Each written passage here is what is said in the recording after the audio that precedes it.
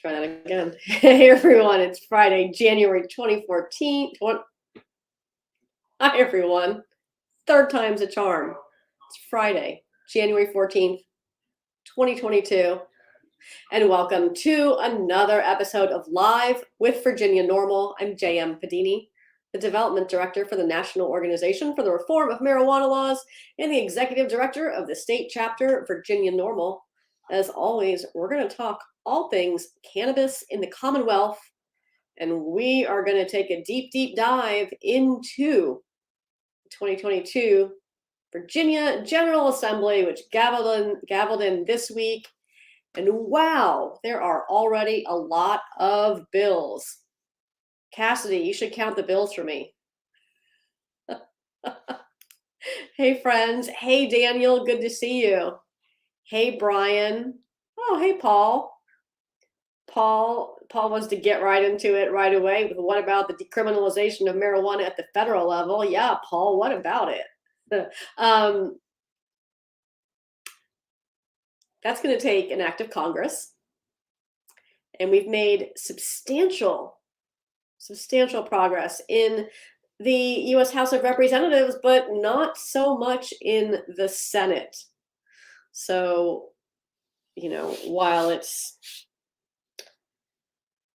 not something that President Biden could do unilaterally, it is something he could prioritize, and he's yet to do that. In fact, he's really yet to hold up to his campaign promises when it comes to federal cannabis policy. And we'd like to see him take action on that. Hey, Paul, there are action alerts for federal cannabis legislation at norml.org/act. Why don't you pop in there and send some emails to your federal representatives, letting them know that this is a priority for you. Hey, Brian, look at that. I can show your comments right here. Happy Friday, Scott. Hey, Josh, good to see you. All right, so hey, if you all haven't taken a look yet at our legislative tracker, it is full of bills, and I can't wait for your questions on them. Let's take a peek at that. And we'll talk about all these things that Cassie told me I'm supposed to talk about. All right, so earlier today, in fact at noon, I sat down with WTKR and answered the question, could Virginia move up the date to legalize marijuana sales? Yes, Virginia could in fact do that. So there are two proposals on deck right now. The Cannabis Oversight Commission, we've called it the Joint Legislative Oversight Commission. Cannabis Oversight Commission, I think, is its actual name. The commission met on Monday. We were supposed to meet last week, but it snowed, so moved it to Monday of this week. And they finalized the remainder of their policy recommendations. Now, the bill that summarizes their policy recommendations was introduced by Senator Adam Ebbin. It's SB 313. Now, that's not the complete reenactment bill for legalization. This is the bill that simply contains the policy recommendations from the Cannabis Oversight Commission. And they all agreed that January 1, 2023 would be the date that cannabis for adult use sales could begin through the already existing medical operators, and that license applications could begin to be accepted for new businesses. One of the considerations was if this could happen, if sales could begin as early as July 1 of this year through the medical operators, but the Oversight Commission preferred for it to happen under the authority of the Cannabis Control Authority as opposed to Board of Pharmacy, which is who currently regulates medical cannabis. But there have been bills introduced that would allow sales to begin July 1, 2022, at the medical dispensaries that are already open while they are being regulated by the Board of Pharmacy before medical regulation moves over to the Cannabis Control Authority. So we'll see. We'll see which one of those dates wins out in the epic battle between the Democratic-controlled Senate and the Republican-controlled House of Delegates. They have very, very different opinions about how the commercialization of cannabis ought to roll out in the Commonwealth, or if it should at all. You are welcome for us being on YouTube. We got some new tech, and here we are. We'll be on even more soon once we upgrade this platform. Daniel, you're funny. Oh, happy Friday, Ellie. Happy New Year, KA. All right. Hey, Josh says, I'm seeing $1 million fee in several of these bills. So let's talk about that, Josh. These $1 million fees would be for the existing medical licensees to begin early sales. These aren't fees that would pertain to new businesses. Now, there's also been a proposal to allow certain types of existing industrial hemp companies to also pay a $1 million fee and enter, essentially get the red carpet rolled out for them and enter Virginia's cannabis market ahead of everyone else. But that $1 million fee, Josh, is not being proposed for anyone else. Don't worry about that.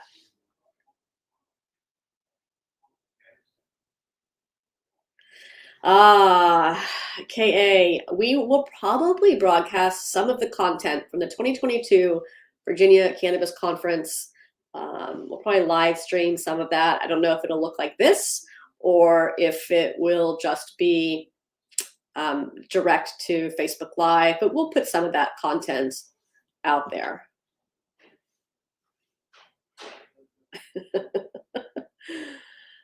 Oh, hey, Daniel, I think you're right. 2023 is better than 2024, but 2022, that's the best. So we'll see what kind of compromise we can reach between the House and the Senate. Happy Friday, Ryan. Happy Friday. Hey, friends, you heard me mention just a minute ago that the Virginia Cannabis Conference is next weekend. I would love to see all of your smiling faces covered beneath a mask there next weekend. So get your tickets now at virginiacannabisconference.com. I think there are still a few rooms available at the hotel as well. So pop over there and grab those tickets. Hi, Marcy. Hello, friend. Good to see you. Now, if you're wondering exactly how the sausage of cannabis policy is made here in Virginia, there's so many opportunities for you to find out during this General Assembly, including on Monday, January 24th, we will have Virginia Cannabis Lobby Day. So come join us at the Capitol. There is a registration form. I would really love for you to fill that out in advance so we can get an appointment for you with your delegate and senator. That's on the conference website as well. And if you missed watching the Cannabis Oversight Commission, the archived video is available. I can see Cassidy drop that in the chat for you. So there is 2 hours of absolutely delightful debate for you to sink your teeth into this weekend. I know you can't wait. Yeah, Daniel, maybe it'll snow next weekend, but that's okay because I'll be at the hotel already. Also, I'm okay with driving in snow. Hey, Susie. Susie asks, where is the conference? Susie, it is here in Richmond, Virginia, at the Delta, which is just a few blocks away from the Virginia General Assembly. Yeah. Fonz, you got the right idea. In fact, July 2022 would be the perfect time for sales to begin through the already existing medical dispensaries. And we should absolutely prioritize getting new and, in particular, Virginia businesses licensed. Kevin, thank you. Susie, you are welcome. Yeah, Daniel, if we even think about having snow, everything does close, and bread, milk, those immediately go out of stock. All right, friends, we have an action alert up for one of the most egregious and ridiculous bills proposed this legislative session. This proposal would require a locality to opt in to legalization. As currently proposed, a locality would be allowed to hold a voter referendum if they wanted to prohibit cannabis retail stores, dispensaries, from opening in that locality. If the voters say, no, we don't want dispensaries for adult use here, the locality would be able to prohibit it. Here's the thing, running a voter referendum costs money, and some people don't want to pay to opt out. In fact, what this bill proposes is that folks instead pay to opt in to a law should it be enacted statewide by the Virginia General Assembly. That's absurd. So you should definitely send a note to your lawmaker saying you don't want to pay to take advantage of the state law. Hello, Stonerman15, checking in from South Carolina. Hope we see some action down in your state this year too. That's right, Marcy, here we go for the money grab. Joel, well, Delegate Mullen is a big fan of mine, so I think we're all set there. Let me know if you have any concerns. All right, friends. So if you would be so inclined, I encourage you to open up our legislative tracker, because I'm going to take a quick scroll through this. And we're going to see what kind of things we don't like and what kind of things, we do. Last week we talked a little bit about House Bill 72, which would prohibit a cultivation facility from selling seeds and plants directly to consumers. The way it's currently proposed, they would be able to. So we're going to take a closer look at this bill and see what we can do.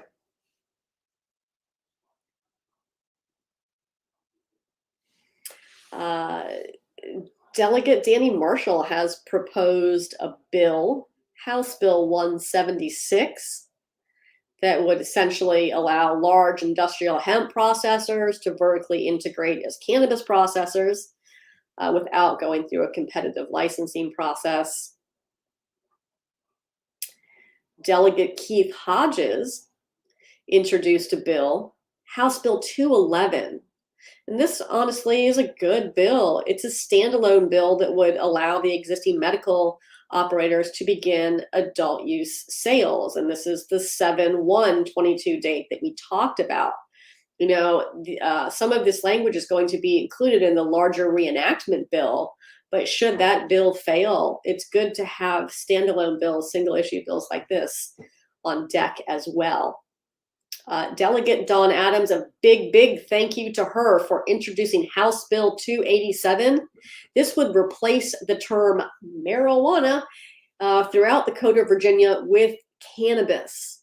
This bill is super necessary because there are a lot of bills being dropped this session, and we want to make sure that there is an overarching correction in our code using the word cannabis instead of the word marijuana. It's a great bill. We'll have an action alert on that soon, like a lot of other bills. Delegate Nick Freitas introduced House Bill 301, and this would add additional members to the board of directors. Well, not to the board. It would add to the Cannabis Public Health Advisory Council. The Public Health Council right now has 21 members. This would increase it to 25, and it would add 4 members who would be people who've recovered from a substance use disorder and are not employed by a government entity. So I think that's a thoughtful bill. I don't know if they'll agree to 4 people, but yeah, and it would redirect some of the money that is already afforded to the Department of Behavioral Health and Developmental Services. It would send 40% of the revenue they're already getting, not 40% of the total revenue, but of the revenue that's already directed to this agency, to private certified recovery residences. Delegate Charnel Herring, who was a patron of legalization last year in the House, she introduced a bill that is essentially a reenactment bill. It's most likely, since it's in the House, it's most likely going to get rolled into the Republican patroned reenactment bill, since the House of Delegates is controlled by the Republican Party.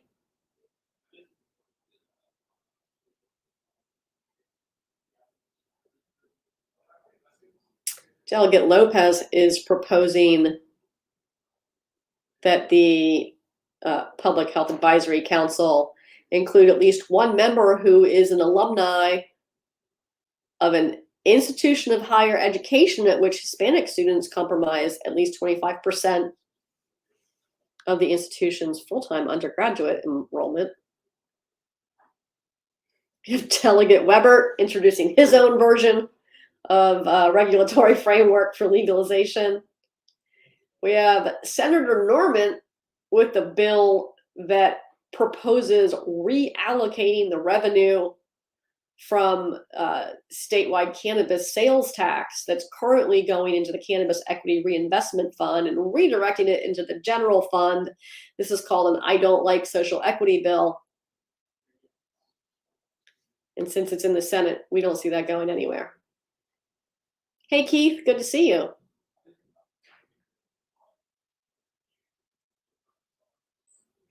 Hey, Zachary, I like your question. So Zachary says after months of waiting, the email finally arrived. Well, glad to hear it. Congratulations on your approval for the medical cannabis program. So Zachary's curious if the card will arrive in the mail. Not unless you specifically request one.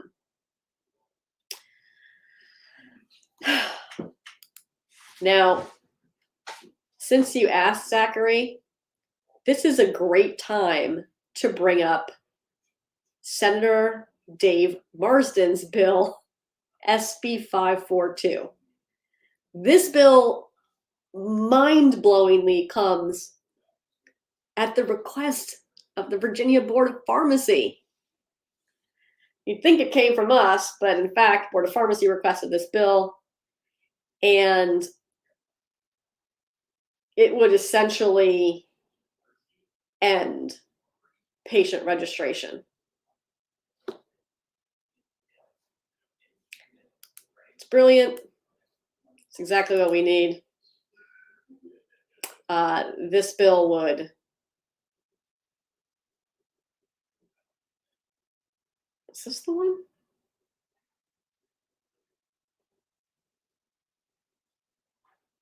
This would end the registration process, so. Let's see if we can end the patient registration process.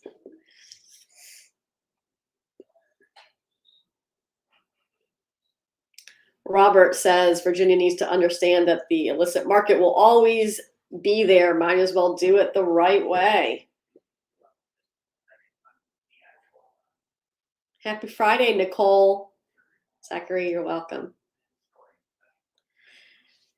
Ooh, Nicole. Nicole has so many patients still confused about obtaining a medical card in Virginia. I don't blame them, Nicole. You know, it is really difficult for patients to not only navigate the Department of Health Professions website to complete their registration, but to find a registered practitioner. All of it's complicated. I hope that the Virginia NORML website is making that easier for folks. You can find a complete list of practitioners on our website, including those you can click and schedule your appointment with very quickly. Number of practitioners who are using telehealth will also walk patients through the registration process during their appointment. I think that's incredibly helpful. But if a patient does have to complete their online registration themselves, don't worry, we have a handy registration guide on our website. Definitely do not recommend doing this on a phone. You want to do this on a computer so that you can have 2 tabs open, one for the registration page and one for the registration guide.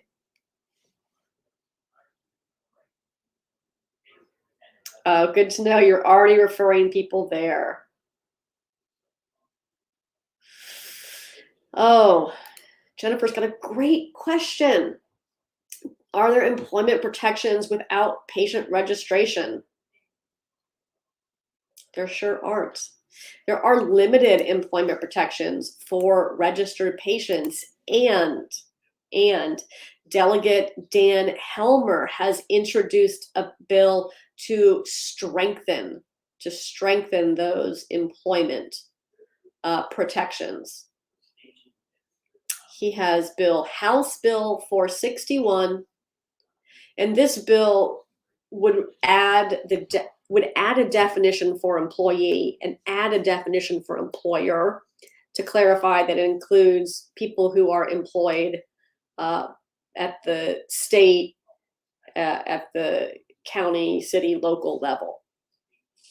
So hopefully it passes and improves the existing employment protection law that's already in place. A bill that does not help protect employees, though, is House Bill 153. This bill was introduced by new Delegate Marie March, and this would require drug testing for anyone receiving workers' compensation or unemployment benefits. And it uses the word it says non-prescribed controlled substance. And since medical cannabis is not prescribed, it's accessed by written certification. Unless that language were added to this bill would undermine greatly the employment protections that were just passed last year.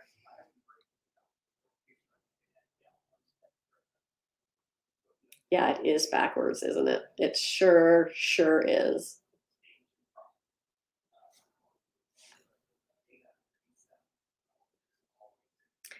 Speaking of going backwards, Nicole, we have a couple of other bills here that are taking a step back.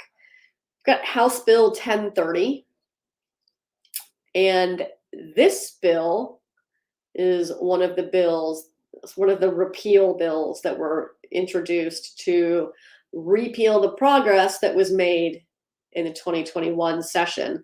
This bill would repeal the provision that provides that no law enforcement officer may stop, search, or seize a person, place, or thing based solely on the odor of marijuana, and that provides that no evidence obtained as such from such an unlawful search or seizure would be admissible in a trial or hearing or any other proceeding. So this is a blatant attempt to undo the progress that we just made This legislation passed in 2020, took effect March 1, 2021. And right now you can't be stopped based solely on the odor of marijuana. Yeah, I think you are not alone there, my friend. A lot of people would not like to see this bill pass, and we will have an action alert opposing that one, as well as HB 960 by Delegate Wampler, which does the same thing, and Bill HB 79 by Delegate Campbell, Ronnie Campbell, which does the same thing. Oh, that looks a little messed up. So, friends, what kind of questions do you have about bills that you're seeing pop up? I'd love to know. We're going to be busy over the weekend, writing so many action alerts. You know, some of these are just junk, and they're not ever going to see the light of day. So don't worry about that.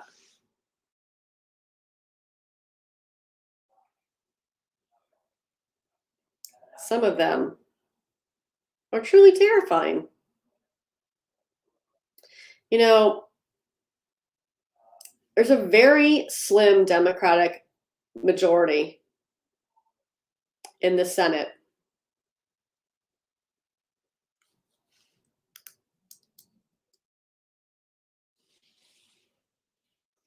Except there is a very, very slim Democratic majority in the Virginia Senate. And that's all, frankly, that stands between you and the repeal of some major progress that we made together in 2021 and in 2020. Yes, Travis, that bill is only in Virginia.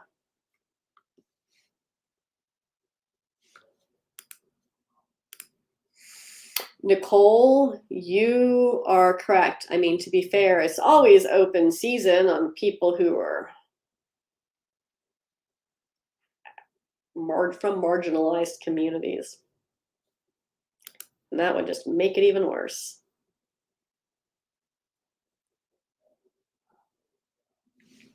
Hey, Zachary, you've got a good question here. If and when the state goes through with adult use, is the state ready for the amount of revenue they will gain? I think Virginia is always ready for money. Yeah, so right now, the revenue is specifically allocated. It could be reallocated in this session. We'll have to see what that looks like. But the majority of it currently would go to pre-K funding, which is good because we don't have universal pre-K in Virginia. Okay, I'm just going to put that up there for a minute so that everyone can see. This is fact.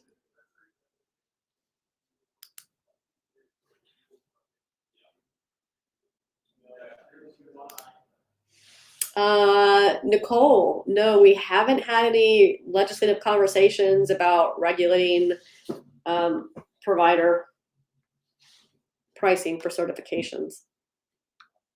And you're not wrong. A lot of medical patients are priced out of this program. This is really for people who have the luxury of affording it, not only the product itself, but the registration process and the patient certification. We will have providers on site at the Virginia Cannabis Conference downstairs on the first floor, where patients can just walk in without a conference registration and go right into the patient certification room to get certifications down there. And if you happen to know someone that really needs help with the process, you can always have them email us directly at info@virginianormal.org. Think about that for a second.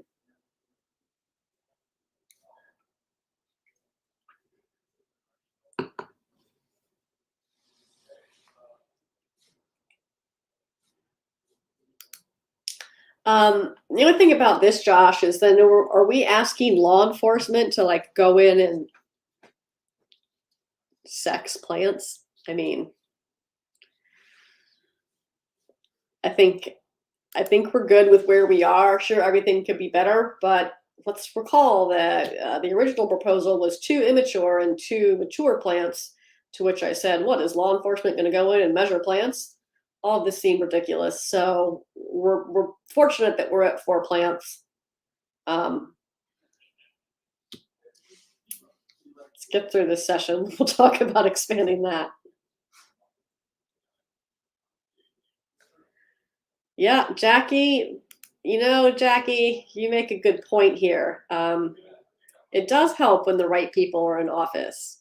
And Virginians had elected a very, very supportive legislature when it came to cannabis policy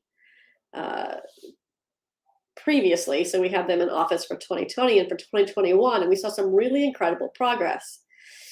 Now, the House of Delegates and the statewide electeds that Virginians elected in November, who are now in office in 2022, are far less supportive than the previous administration and the previous Virginia House of Delegates. So it's going to be really difficult, really, really difficult for us to advance the cannabis policies that Virginians are very loudly calling for.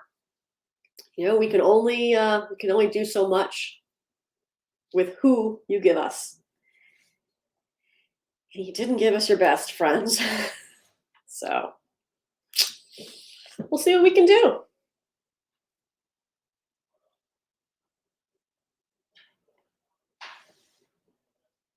Yeah, I think it is all about compromise. It's all about compromise. In this 22 General Assembly, we have a lot of differing opinions. Some members wanting to roll things back entirely, some wanting just to take a different approach. And it's going to be all about the compromise that we can reach between the Senate and the House.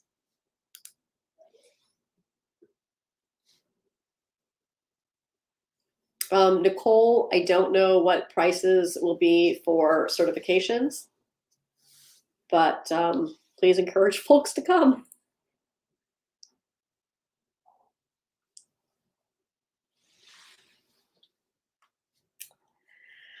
Ellie, you'll be pleased to know that I had an absolutely delightful conversation with Speaker Gilbert on was that yesterday? No, it was Monday when I was there for Oversight Commission. I really had a great conversation with Speaker Gilbert.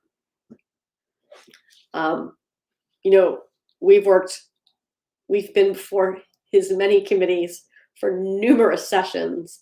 So I really worked pretty closely with him on cannabis policy for a number of years. I think he understands, I know he understands that we have to do something, and that where we are right now cannot be the status quo. So it's going to be very much about what compromise we can reach between the two parties.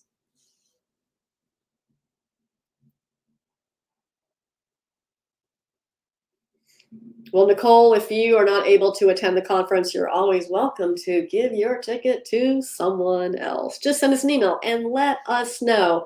Friends, if you haven't gotten your tickets for the Virginia Cannabis Conference, it is not too late. It is next weekend, not this weekend, next weekend, January 22nd and 23rd here in Richmond, Virginia. Can't wait to see all of your smiling yet masked faces at the conference. The agenda is online. Take a look at that. We've got incredible speakers from around the country coming in to talk to you right here in Richmond. All right, friends. Listen, if you are watching this later, Go ahead and drop your questions in the comments. We always take a look back through and try to answer them. But we come to you live every Friday at 4 o'clock and answer your burning questions on all things cannabis in the Commonwealth. So I hope you all will join us back here next week.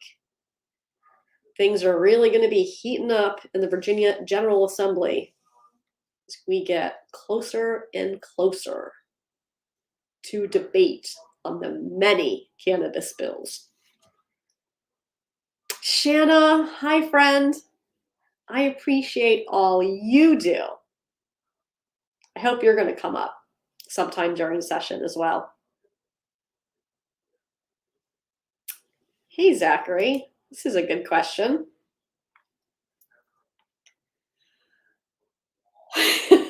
Can I elaborate on obtaining seeds while also obeying state laws? Look, you're not going to like this answer, friends. I'm going to tell you what the code says. In the definition of marijuana here in Virginia, you can read this on vanormal.org/legalization. The definition of marijuana includes seeds. It doesn't matter how much THC is in the plant material itself. That plant material, seeds, by definition, is included in marijuana. So can you and is it legal are two entirely different questions. It's not legal to order them on the internet, even if they call it birdseed. It's not legal to buy it at a store in Virginia. Do people do this? Yep. Is it enforced? Doesn't appear to be. But the question you asked, Zachary, was about obeying state laws. Now, Zachary, adults 21 and older may share with each other in private up to 1 ounce of marijuana, which includes seeds. So, just like you can have your neighbor over for a beer, you can have your neighbor over and share with them up to 1 ounce of cannabis as long as they're 21 or older, and as long as there is no reciprocal transaction involved. So you can't sell your t-shirt to your neighbor and just give them cannabis with it. KA, have a great weekend. Nicole, thank you. Sarah, you have a good weekend. All right, friends, it's been great hanging out together. Let's do this all again next week. Can't wait to see you all at the conference at Lobby Day. And hey, if you want to come hit the General Assembly with us, shoot us an email at info@virginianormal.org, and you can come down to the Virginia General Assembly some other day that we're there, because we're there all the time. James, I'm glad you like the updates. No, Josh, friendship is not a reciprocal transaction. It has to include goods or services. Zachary, I can't wait to see you back here next week. All right, friends, this has been great. Make sure you get your tickets to the Virginia Cannabis Conference. I'll see you all there next weekend. Have a great one. Stay warm if it snows. Bye-bye.